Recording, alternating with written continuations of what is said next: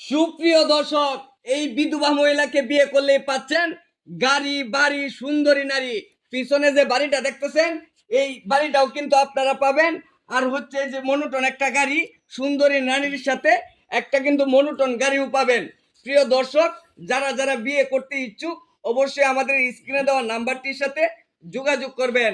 আর বিস্তারিত শুনবো এই আপুর কাছ থেকেই, কেন সে বিয়ে করতে যাচ্ছে কিংবা এই ছোট ভাইকে নিয়ে এসেছে তার মুখ থেকেই শুনি। আপু, আপনি আপনি কি করতে চাচ্ছেন একটু আমাদেরকে গুছিয়ে গেছে বলেন।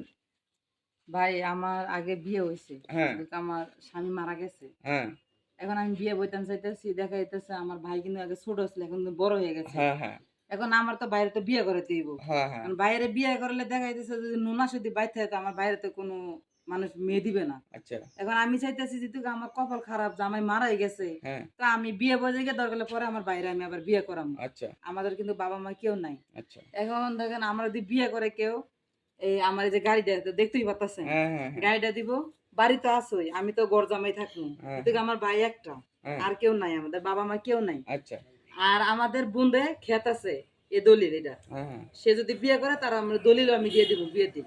ঠিক বিয়ের আছে, দিনে দলিল দিয়ে হ্যাঁ দিবে? বিয়ের দিনে দলিল দিয়ে দিব। মানে আপনার মোট কত লক্ষ টাকার সম্পদ আছে? ধরেন আপনার 20-30 এমন হইব, 20-30 লাখ লাখের টাকার মতো। সম্পদ আছে। হ্যাঁ 20-30 লক্ষ টাকা কি আপনার জামাইয়ের নামে লিখে দিবেন? হ্যাঁ। সুপ্রিয় দর্শক, যারা যারা বিয়ে করতে ইচ্ছুক, অনেকের বউ মারা গেছে, পালিয়ে গেছে, তারা যদি কেউ মনে চাই আপুকে পছন্দ হয় আপনারা বিয়ে করতে পারেন। কিন্তু এর মধ্যে আবার কথা আছে ভাই, কি কথা ভাই? শুধু বিয়ে করলে হইতো না, কি আর কি সমস্যা? কিন্তু গড় জামাই থাকতে হইব। যেহেতু আমার ভাই ছোট, হ্যাঁ, আমার ভাইয়ের উপরে কোনো ছায়া নাই, আচ্ছা, আমি সবকিছুর ভরসা। আচ্ছা, কিন্তু আমার যে বিয়ে করব, হ্যাঁ, প্রবাসী হোক কি অসহায় গরিব থাকুক, হ্যাঁ, তাতে আমার কোনো আপত্তি নাই। আচ্ছা, কিন্তু আমার বিয়ে করলে আমার বাড়িতে থাকতে হইব, আমার বাবার বাড়িতে থাকতে হইব গড় জামাই। আচ্ছা। আর আমার যে ভাইয়ের ঘর এটা দেখতে দেখেন, ওর কিন্তু আলাদা। ওই যে এটা, এই যে হ্যাঁ ঘরটা, হ্যাঁ, এই যে ওরটা ঘরটা। আলাদা আর আমারটা কিন্তু আলাদা। আচ্ছা, তো যে যে ভাই যদি আমার যদি ভালো লাগে থাকে, কোনো ভাইয়ের, প্রবাসী হোক, যে কি দেশের হোক, সমস্যা নাই, গরিব থাকুক, তারপরে কোনো আপত্তি নাই। যদি আমার কোনো ভালো লেগে থাকে তাহলে আমি আপনাদের মাঝখানে আমি নাম্বারটা দিয়ে দিব, আপনারা দিয়ে দিয়েন। ওই নাম্বার যেটা থাকবে ওটা ইমো হোয়াটসঅ্যাপ দুটোই আছে। আচ্ছা, ঠিক আছে। আপনার নাম্বারটা আমাদেরকে দিয়ে দেন আর আমরা স্ক্রিনে দিয়ে দিব।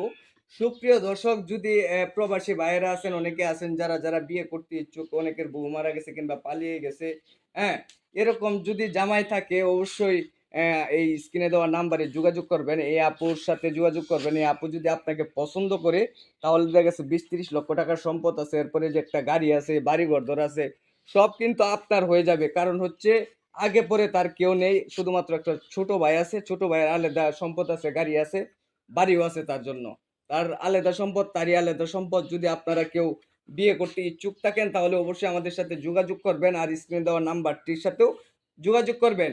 আর স্ক্রিনে দেওয়া নাম্বার যদি কেউ না পান তাহলে কমেন্টে কমেন্ট করবেন। কমেন্ট পড়ে তারপর হচ্ছে নাম্বার দেওয়া হবে। এই পর্যন্তই, সবাই ভালো থাকবেন, সুস্থ থাকবেন। আল্লাহ হাফেজ।